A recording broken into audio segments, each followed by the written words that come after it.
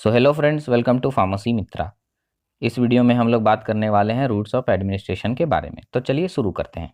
इस वीडियो में हम लोग देखेंगे डिफरेंट रूट्स ऑफ एडमिनिस्ट्रेशन, जैसे एंट्रल रूट्स, पेरेंट्रल रूट्स और लोकल रूट्स। साथ ही हम लोग बात करेंगे डिफरेंट टाइप ऑफ इंजेक्शंस के बारे में।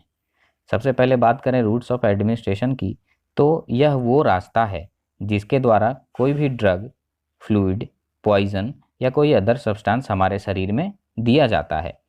रूट्स ऑफ एडमिनिस्ट्रेशन ड्रग्स के एब्जॉर्प्शन में बहुत अफेक्ट भी करता है। बात करें इसके क्लासिफिकेशन की, तो इसे कई तरह से क्लासीफाई किया जा सकता है, लेकिन सबसे आसान तरीका है इसे 3 रूट्स में क्लासीफाई करना, जैसे एंट्रल, पेरेंट्रल और टॉपिकल रूट।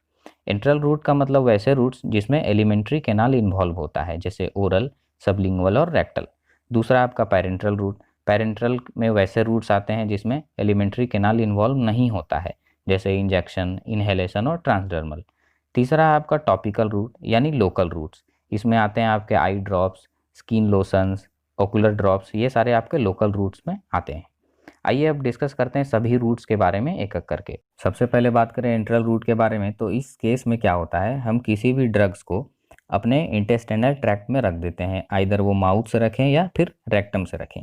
यह सबसे कॉमन, कन्वीनियंट और इकोनॉमिकल ड्रग है। इसे 3 रूट्स में डिवाइड किया गया है, ओरल रूट, सबलिंगुअल रूट और रेक्टल रूट। बात करें ओरल रूट की, तो यह सबसे कॉमन रूट ऑफ एडमिनिस्ट्रेशन है। इस केस में क्या होता है, हम किसी भी ड्रग को अपने माउथ में रखते हैं और पानी या दूध के इस्तेमाल के साथ उसे निगल जाते हैं। ज़्यादातर न्यूट्रल ड्रग्स को लेने के लिए इस रूट का इस्तेमाल किया जाता है, और साथ ही टैबलेट, कैप्सूल और सिरप्स, इमल्सन और पाउडर्स को लेने के लिए भी इस रूट का इस्तेमाल किया जाता है। इस रूट के कई एडवांटेजेस हैं, जैसे किसी स्पेशल स्किल की ज़रूरत नहीं पड़ती है, स्टेरिलाइजेशन भी उतना इम्पॉर्टेंट नहीं रखता है, साथ ही एडवर्स रिएक्शन के बहुत ही कम चांसेस होते हैं, ड्रग्स के लार्ज क्वांटिटी को लिया जा सकता है और बीटर टेस्ट वाले ड्रग्स को नहीं लिया जा सकता। इस रूट के कई डिसएडवांटेजेस भी हैं, जैसे इसका ऑनसेट ऑफ एक्शन जो है वो बहुत ही स्लो होता है, कुछ ड्रग्स का एब्जॉर्प्शन इरेगुलर होता है, नेग्लिजिबल भी हो सकता है, इमरजेंसी के टाइम में इस रूट का इस्तेमाल नहीं किया जा सकता, इरिटेंट और अनपैलेटेबल ड्रग्स जो होते हैं उनका भी एडमिनिस्ट्रेशन इस रूट से नहीं किया जा सकता है। इनकोऑपरेटिव और अनकॉन्शियस पेशेंट्स के समय में यह रूट का इस्तेमाल नहीं किया जा सकता है। वोमिटिंग और डायरिया के केस में भी इस रूट का इस्तेमाल नहीं किया जा सकता, और वैसे ड्रग्स जो एलिमेंट्री कैनाल में डैमेज हो जाते हैं, जैसे इंसुलिन, उसे लेने के लिए भी इस रूट का इस्तेमाल नहीं किया जा सकता। बात करें यदि दूसरे रूट की, तो यह है आपका सबलिंगुअल रूट। इस रूट में क्या होता है, किसी भी टैबलेट को हम अपने जीभ के नीचे रख लेते हैं और वहाँ यह डिज़ोल्व हो जाता है।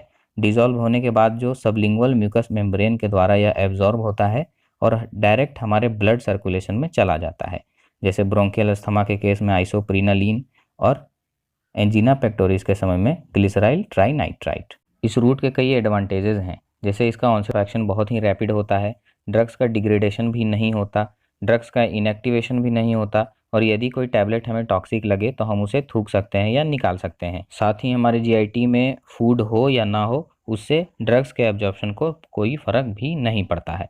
इसके कई डिसएडवांटेज हैं, जैसे यह लार्ज डोज और फ्रीक्वेंट यूज़ के लिए सूटेबल नहीं है। साथ ही कुछ ड्रग्स जो हैं वो हमारे बकल कैविटी या बकल म्यूकोसा में इरिटेशन कर देते हैं। अगर हमारे बकल कैविटी में ज़्यादा सलाइवा निकला तो ड्रग्स जो है वो सॉलो भी हो जाता है। साथ ही वैसे ड्रग्स जिनका डायरेक्ट और टॉक्सिक इफेक्ट होता है उसे हम केयरफुली एडमिनिस्टर करते हैं। तीसरा रूट है आपका रेक्टल रूट। रेक्टल रूट का मतलब होता है किसी भी सॉल्यूशन या किसी भी प्रिपरेशन को रेक्टम के तरफ से इंट्रोड्यूस करना, जैसे इनेमा प्रिपरेशंस और सपोजिटोरीज। इसके भी कई एडवांटेजेस हैं, जैसे जब कोई ड्रग्स हमारे ओरल रूट में इरिटेशन काउज करता हो तो उसे इस रूट से लिया जा सकता है। वैसे पेशेंट्स जो ओरल रूट से निगलने में असमर्थ हों उनके लिए भी इस रूट का इस्तेमाल किया जा सकता है, और वैसे बच्चे जो ओरल रूट को कोऑपरेट नहीं करते हों उनके लिए भी इस रूट का इस्तेमाल किया जा सकता है। साथ ही इस रूट से ड्रग्स लेने से नौसिया और वोमिटिंग से बचा जा सकता है। इसके कई डिसएडवांटेजेस भी हैं, जैसे ओरल रूट के मुकाबले इस रूट में कम सरफेस एरिया होने के कारण ड्रग्स का एब्जॉर्प्शन जो पूरा नहीं हो पाता। कई पेशेंट्स इस रूट को पसंद भी नहीं करते हैं, और कुछ ड्रग्स जो हैं वो इरिटेशन भी काउज कर देते हैं। कभी कभी ड्रग्स का एब्जॉर्प्शन जो है वो ब्लड में भी हो जाता है, और टारगेट ऑर्गन में पहुंचने के पहले ड्रग्स जो है वो लीवर के पास भी मेटाबोलाइज हो जाते हैं। सो ये था आपका एंट्रल रूट। आगे बढ़ते हैं, बात करते हैं हमारे दूसरे इंपॉर्टेंट रूट के बारे में जो है पेरेंट्रल रूट। तो एलिमेंट्री कैनाल के अलावा और जितने भी रूट्स हैं वो सारे पेरेंट्रल रूट्स में आते हैं। इस केस में क्या होता है कि जो ड्रग्स है वो सॉल्यूशन या सस्पेंशन के फॉर्म में एक नीडल और सिरिंज के इस्तेमाल से शरीर में इंजेक्ट कर दिया जाता है। कभी कभी ड्रग्स को वेपर और फाइन ड्रॉपलेट्स के फॉर्म में भी हम रेस्पिरेटरी ट्रैक में इनहेल कर लेते हैं, और कभी कभी पेस्ट के फॉर्म में इसे स्किन के ऊपर भी रब किया जाता है। इसके कई एडवांटेजेस हैं, जैसे इसका ऑनसेट ऑफ एक्शन है बहुत ही रैपिड है। साथ ही वैसे ड्रग्स जो जीआईटी को इरिटेट करते हैं उसे इस रूट से लिया जा सकता है। इस रूट का इस्तेमाल करने से एक्यूरेट डोज और एक्यूरेट ब्लड लेवल भी मेंटेन किया जा सकता है। वोमिटिंग और डायरिया के केस में भी यह रूट बहुत ही यूज़फुल है। अनकॉन्शियस और अनकोऑपरेटिव पेशेंट में भी इस रूट का इस्तेमाल किया जा सकता है, और वैसे ड्रग्स जो जीआईटी में डिस्ट्रॉय हो जाते हैं उसको भी इस रूट से दिया जा सकता है। साथ ही ड्रग्स की बहुत ही स्मॉलर क्वांटिटी की ज़रूरत पड़ती है इस रूट में, और इमरजेंसी के टाइम में भी इस रूट का इस्तेमाल किया जा सकता है। लार्ज ड्रग्स देने के लिए भी इस रूट का इस्तेमाल किया जा सकता है, जैसे सलाइन, और इस रूट से हमें 100% बायो अवेलेबिलिटी मिलती है। इसके कई डिसएडवांटेज भी हैं, जैसे यह थोड़ा एक्सपेंसिव है, और इस रूट को परफॉर्म करने के लिए कुछ स्किल्ड पर्सन की ज़रूरत पड़ती है, और साथ ही बहुत ही स्टेरिलाइजेशन या असेप्टिक टेक्निक मेंटेन करने की ज़रूरत पड़ती है। साथ ही जिस जगह से ड्रग्स को दिया गया हो उस जगह पर पेन और एडेमा के चांसेस थोड़े बढ़ जाते हैं। सेल्फ मेडिकेशन थोड़ा डिफ़िकल्ट है, और सिरिंज और नीडल का स्टेरिलाइजेशन बहुत ही ज़रूरी है। नर्व डैमेज होने के चांसेस होते हैं, और एक बार यदि ड्रग ब्लड में एब्जॉर्ब हो गया तो उसके एडवर्स इफ़ेक्ट को कंट्रोल नहीं किया जा सकता। इसके अंदर भी 3 रूट्स आते हैं, जैसे इनहेलेशनल, इंजेक्टेबल्स या इंजेक्शंस, और ट्रांसडर्मल। शुरू करते हैं इनहेलेशनल से। तो इनहेलेशनल रूट जो है वो एक रूट ऑफ चॉइस है सिस्टमिक इफेक्ट से बचने के लिए। इस रूट का इस्तेमाल करके हम लोग ड्रग्स को डायरेक्ट अपने लंग्स में भेज सकते हैं। इस रूट में क्या होता है, जो ड्रग्स है वो गैस और वेपर के फॉर्म में हम अपने नोज से इनहेल कर लेते हैं, जैसे आइसोप्रिनलिन स्प्रे जो कि ब्रोंकियल अस्थमा में इनहेल किया जाता है। और कभी कभी वोलाटाइल जनरल एनेस्थेटिक भी इस रूट से दिया जा सकता है।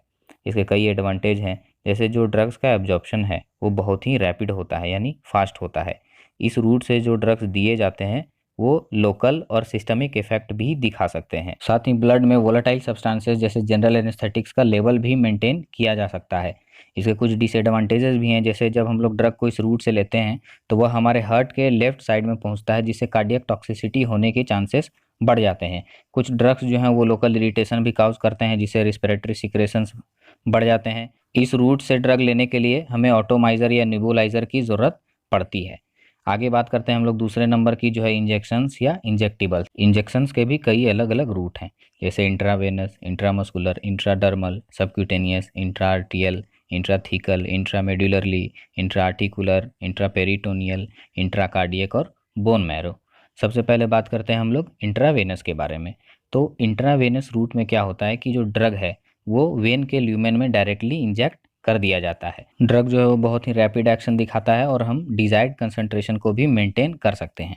इसके कई एडवांटेजेस हैं, जैसे इसका जो ड्रग एक्शन है वो बहुत ही रैपिड होता है।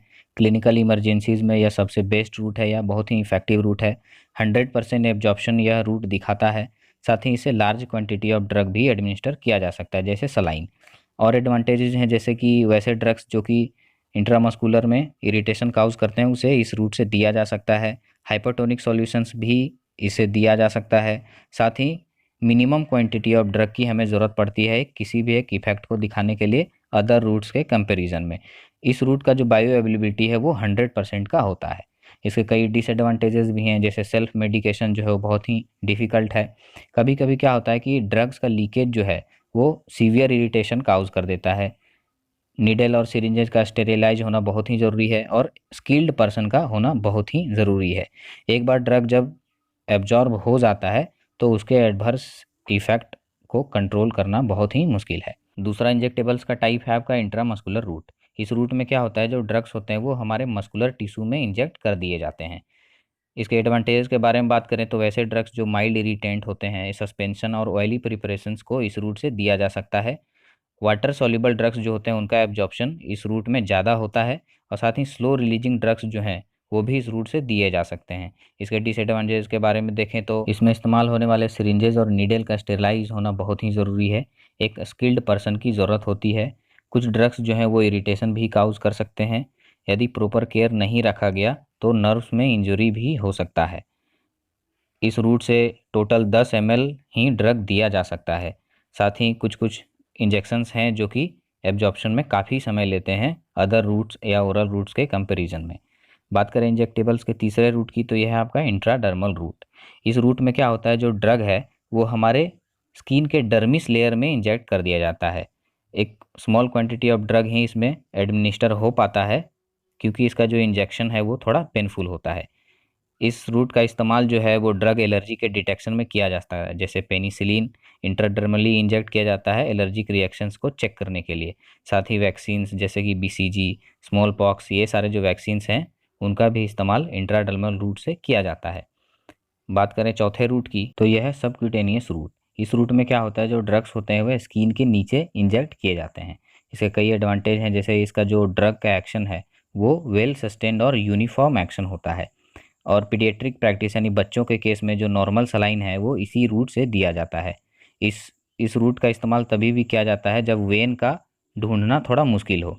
इसके डिसएडवांटेजेस भी हैं, जैसे कि जो नॉन इरिटेंट ड्रग हैं उसको ही इस रूट से दिया जा सकता है।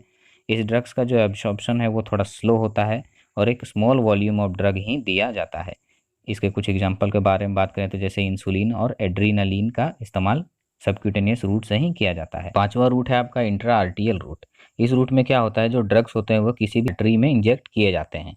इस रूट का इस्तेमाल करके हम किसी भी ड्रग के एक्शन को लोकल बना सकते हैं या किसी पार्टिकुलर ऑर्गेन और टिश्यू के ऊपर में बना सकते हैं किसी एप्रोप्रिएट आर्टरी को चूज करने के बाद। कभी कभी एंटी कैंसर ड्रग्स का भी इस्तेमाल इसी रूट से किया जाता है। सातवां रूट है हमारा इंट्राथिकल रूट। इस रूट में क्या होता है, जो ड्रग्स होते हैं वो स्पाइनल कैनल या उसके सब अर्कनॉइड स्पेस में दिए जाते हैं, ताकि ये स्पाइनल कोड में पाए जाने वाले सेरिब्रो स्पाइनल फ्लूइड में जा सकें। यह स्पाइनल एनेस्थेसिया केमोथेरेपी के केस में इस्तेमाल में लाया जाता है। अगला रूट है हमारा इंट्रामेड्यूलरी। इस रूट में क्या होता है, ड्रग्स जो है वो बोन मैरो में एडमिनिस्टर किए जाते हैं, जैसे स्टर्नम या टीबिया में। इसका इस्तेमाल ज़्यादातर बच्चों के केस में किया जाता है जब बोन मैरो ट्रांसप्लांटेशन या ब्लड ट्रांसफ्यूजन करना हो और वेन नहीं मिल रहा हो। बात करें अगले रूट की, तो यह है इंट्रा आर्टिकुलर रूट। इस रूट में क्या होता है, ड्रग्स जो है वो ज्वाइंट कैविटी में एडमिनिस्टर किए जाते हैं, जैसे आर्थराइटिस के केस में कोर्टिकोस्टेरॉइड्स जो हैं वो ज्वाइंट कैविटी में एडमिनिस्टर किए जाते हैं। अगला रूट है हमारा इंट्रा पेरिटोनियल रूट। इस रूट में क्या होता है, पेरिटोनियल कैविटी में ड्रग्स एडमिनिस्टर किए जाते हैं, जैसे ग्लूकोज और सलाइन बच्चों को इसी रूट से दिया जाता है। अगला रूट है आपका इंट्रा कार्डियक रूट। इस रूट में क्या होता है, जो ड्रग्स हैं वो हार्ट मसल्स या वेंट्रिकल्स में एडमिनिस्टर किए जाते हैं। इसका इस्तेमाल ज़्यादातर इमरजेंसीज में होता है। लास्ट रूट है आपका बोन मैरो। बोन मैरो का जो इंजेक्शन जो है वो इंट्रावेनस इंजेक्शन के तरह ही है, लेकिन इस रूट का इस्तेमाल होता है जब वेन्स जो हैं वो अवेलेबल नहीं हो पाते हैं सर्कुलेटरी कोलैप्स के कारण। एडल्ट्स के केस में स्टर्नम और बच्चों के केस में टीबिया या फीमर का इस्तेमाल होता है बोन मैरो के इंजेक्शन के लिए। बोन मैरो का इस्तेमाल जो है एज अ डायग्नोस्टिक और थेराप्यूटिक पर्पस दोनों के लिए किया जा सकता है। तो ये थे आपके इंजेक्टेबल्स के कुछ टाइप। आगे बात करें पेरेंट्रल रूट के तीसरे टाइप के बारे में, जो है आपका transdermal. Transdermal route of administration जो है, इसमें हम लोग स्किन का इस्तेमाल करते हैं सिस्टमिक डिस्ट्रीब्यूशन के लिए। इसके केस में क्या होता है, जो ड्रग्स होते हैं वो पैचेज के फॉर्म में या ऑइंटमेंट के फॉर्म में स्किन के ऊपर में रख दिए जाते हैं, जिससे कि ये ब्लड सर्कुलेशन में जाकर के सिस्टमिक इफेक्ट दिखा सकें। फॉर एग्जांपल ट्रांसडर्मल पैचेज जो हैं वो मेडिसिन डिलीवरी के लिए इस्तेमाल में लाए जाते हैं। सो ये सारे थे आपके पेरेंट्रल रूट्स के 3 टाइप्स।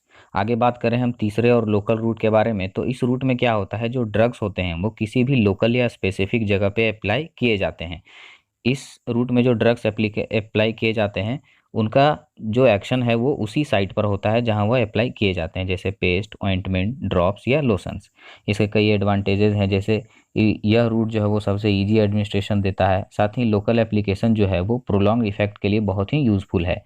सिस्टमिक एब्जॉर्प्शन की पॉसिबिलिटी बहुत ही कम होती है, या किसी स्पेशल स्किल या किसी स्पेशल एपरेटस की हमें ज़रूरत नहीं पड़ती।